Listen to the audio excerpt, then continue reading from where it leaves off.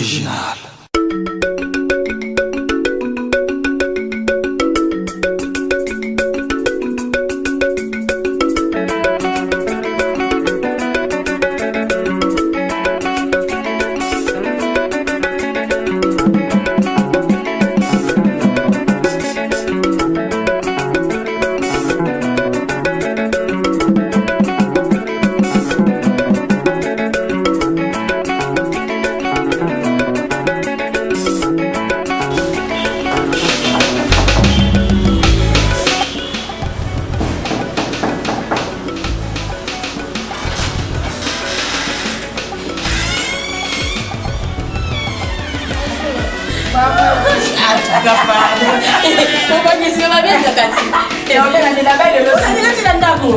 Wow!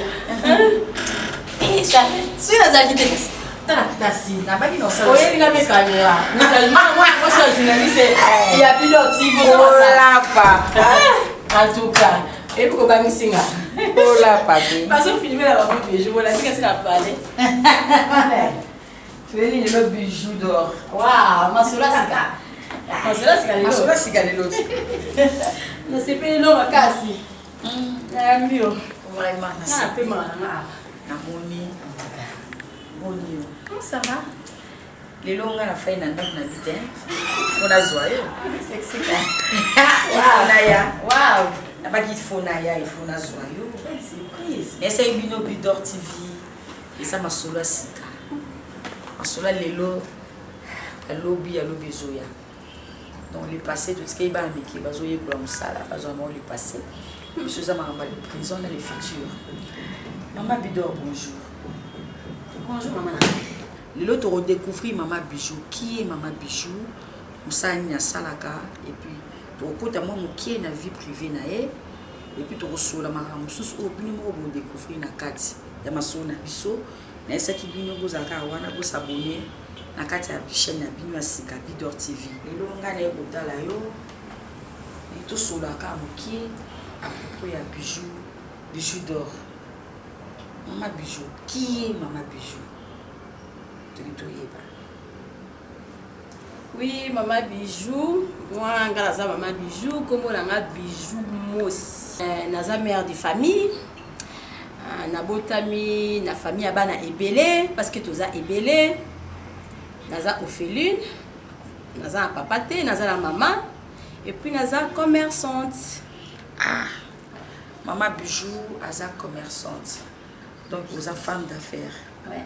Affaire nini au salaka? Oui, va faire na salaka, naza la boutique Bijoux d'or. Ça fait au moins, si je ne me trompe pas, même 15 ans. 15 ans. Ouais. Maman Bijou a sali 15 ans na commerce na qui femme d'affaires. Vous le bien aux na boutique na yo, ils a boutique ni. Parce que ma boutique est belé, il y a ma foute et ali. Vous battez ka balai de beauté, vous battez ka kapé ba ma fouta. Il y a Mbila, la boutique pesa. Il y a boutique, côté Kabilamba, il y a boutique, jusqu'au boutique nous sala. Oui, boutique Nanga Bijoux d'or, ils ont Banda, na Balari, numéro 79. Donc, boutique Nanga était Kaka Bilamba. Donc, on a la parfumerie, on a été capable du verre. Donc, tout na izana kati. Tout izana kati. Maman Bijou, okoye bisabiso. Ndenge ozoteka wana parce que yo ofandi na wapi na Kishasa na Poto to ozaka kaka na kati ya famille pa ya maman na papa ndenge papa tikidi na kati ya famille na papa. Oui, maman Bijou a ke Poto moi kala. Donc maman Bijou avant d'aller sous à Témé na ça va va et vient. Ça va et vient na donc vendre na Poto.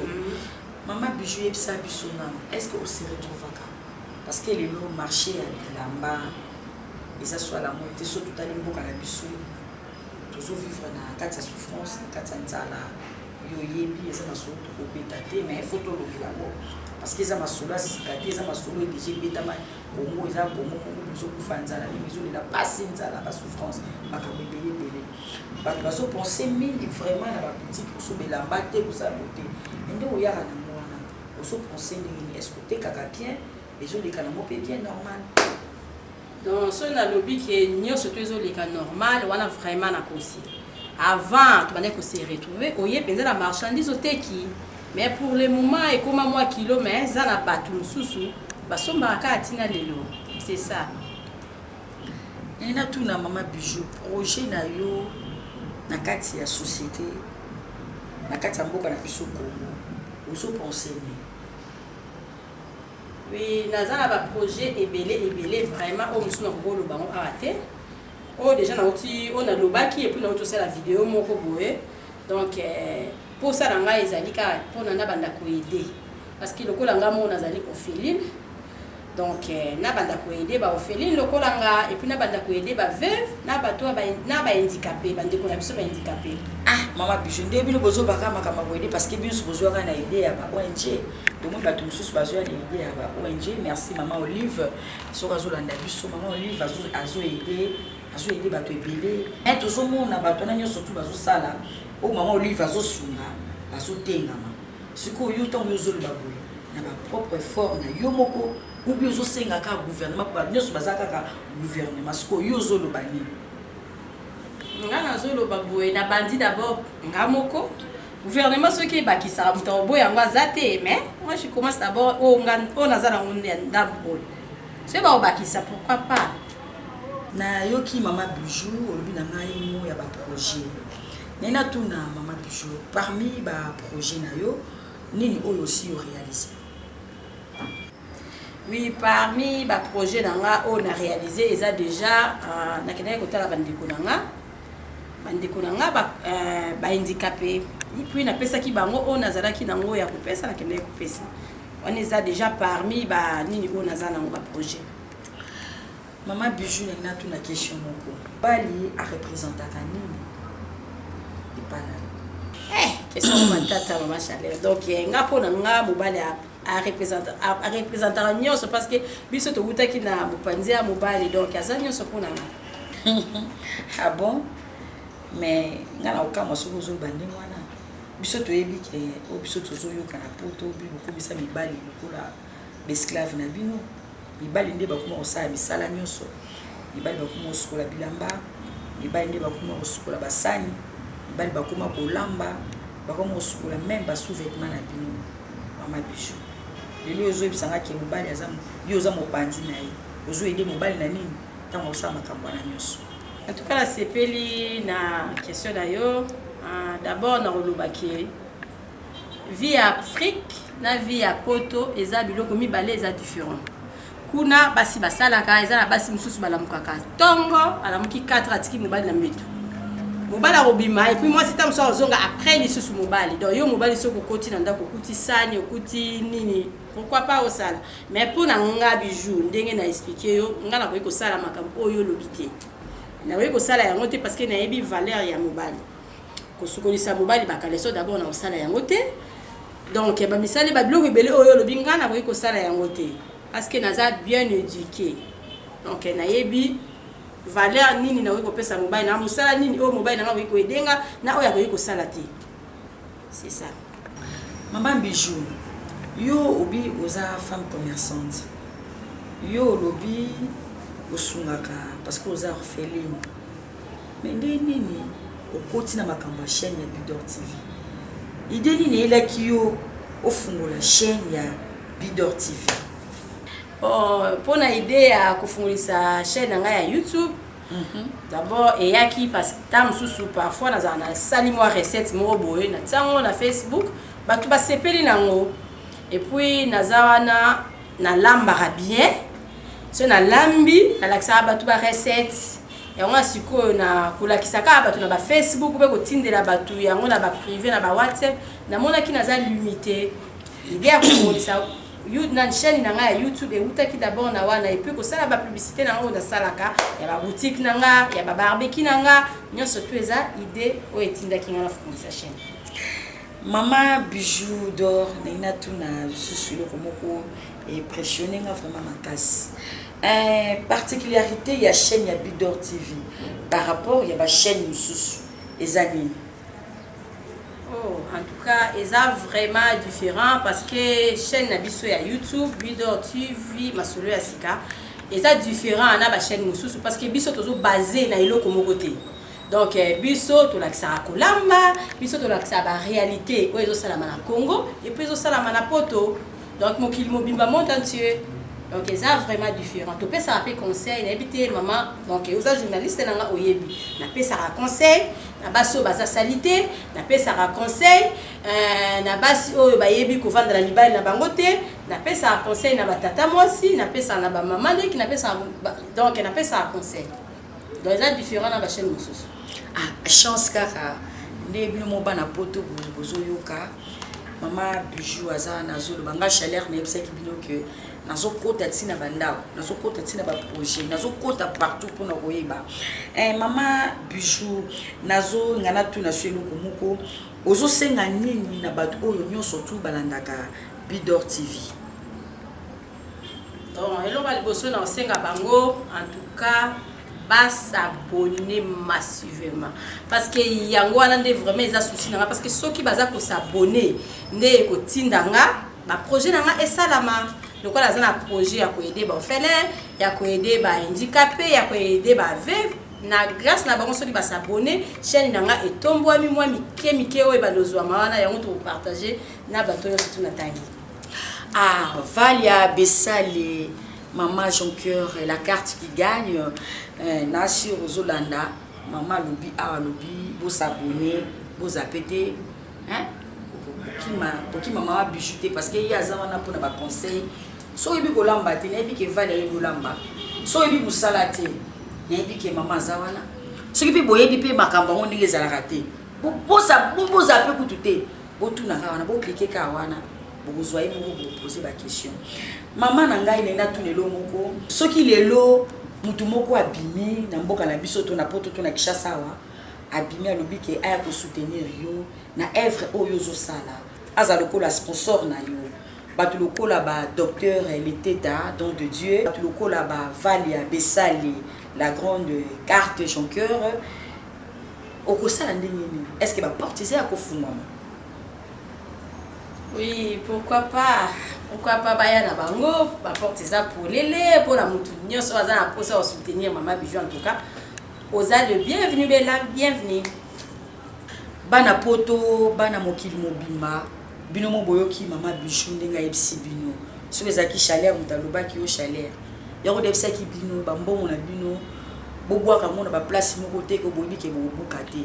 Babi o mutazolo na yango obuka. Il faut que l'on a ma belle malamu pour un jour au bouka. Nzambe pe a compter yo. Au moins place à l'on a yango docteur Leteta. Est-ce que zo monate?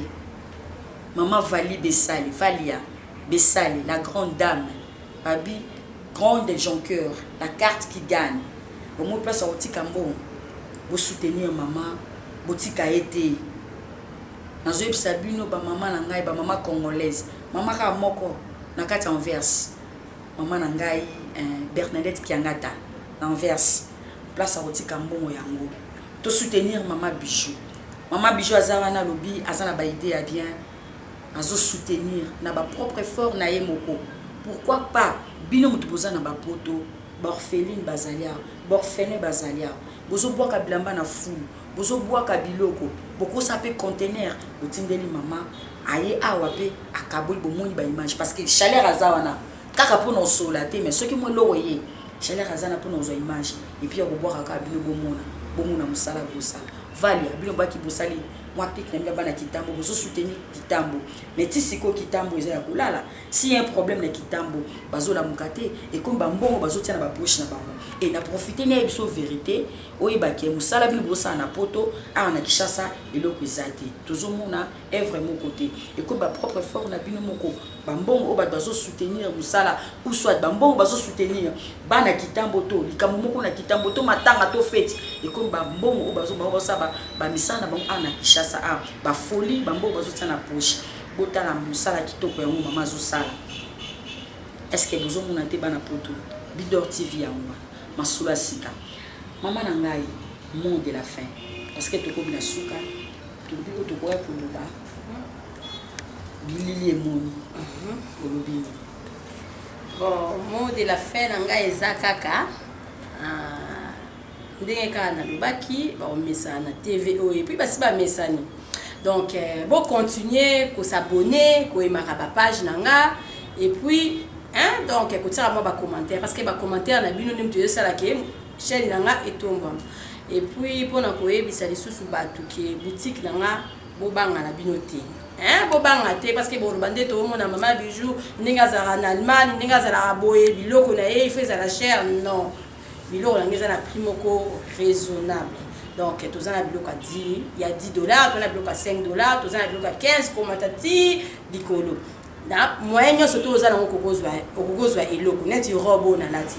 Ils en a kati ya boutique. Tu vois ça atangeli biloko prix nango, ils en a prix moko raisonnable. Donc biloko nyo surtout au tous en possibilité oyo za nango okelo kokuta biloko na kati ya boutique et puis biloko nanga eza originalement. Original. Est-ce que au bosani qui est biloko ba na mona epé crayon ya 500 francs. Na boutique nous na kamu crayon outil na poto mais ba te comme 500 francs. Ya wana lobi na prix nyonso ezala na francs, toza nango ezala na dollar ezali. Mutu abanga te. Moi bambote ça capé bien parce que bata poto bazotala yo, mokilima bazotala yo, pesa bambote. Bye bye ki mama bijou ezali. On pesa bambote langa na bana nyonso tu ya poto bana ya Allemagne mokili mobimba o bayebi mama bijou d'or. Bijou mosi.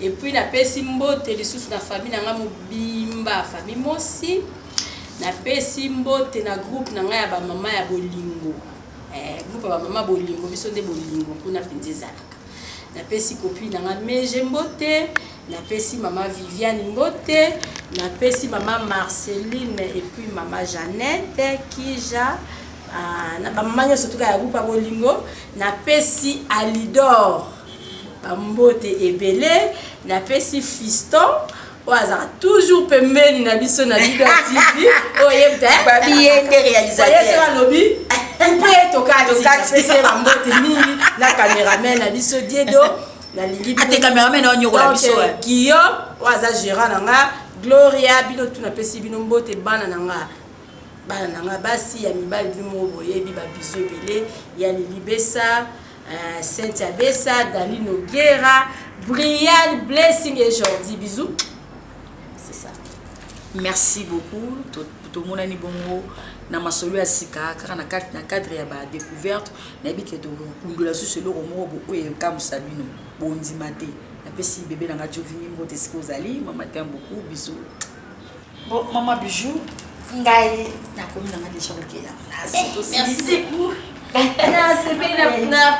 présence là ça linga très bien vraiment na c'était bien merci vraiment nzamba kambola yo mais to kute na terrasse nga nazoya na c'est changé nazolata nazoya ngabe na ke terrasse ya to kolia ngulu ote na invité oti ngulu oh ke la terrasse qui besoin yo zoya nazoya na lokola kabila ngoya ça va merci beaucoup merci